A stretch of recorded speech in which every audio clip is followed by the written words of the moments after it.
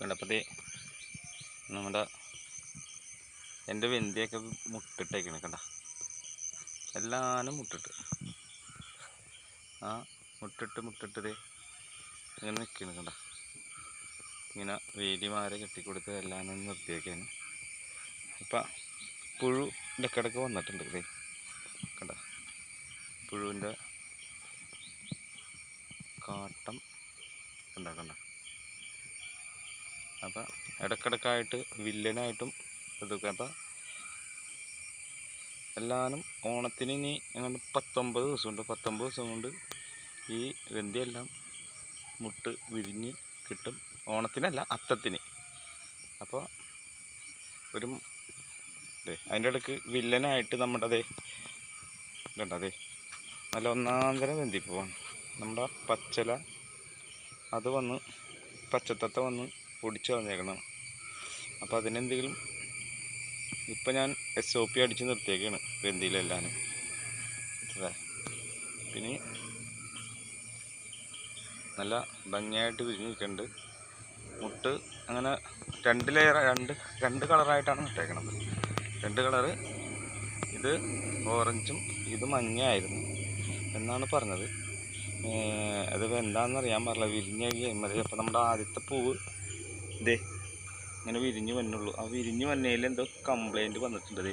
തുളമാല വന്ന് അതിൻ്റെ ഉള്ളിൽ എന്തോ സാധനങ്ങളെല്ലാം തിന്നിട്ടുണ്ട്. അതെന്താണെന്നറിയില്ല.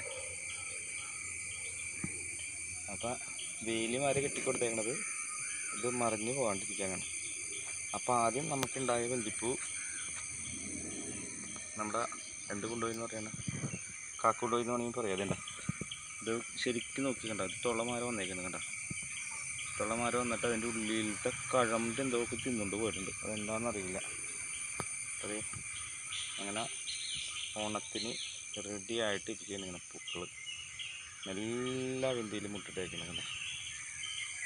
ഇതാണ് നമ്മുടെ ഓണം വെന്തി. അപ്പോൾ ഈ ഓണം വെന്തി കഴിഞ്ഞിട്ട് ഇന്നലെ കടയിൽ പോയില്ല. ഇന്നലെ ലീവ് എടുത്തിട്ട്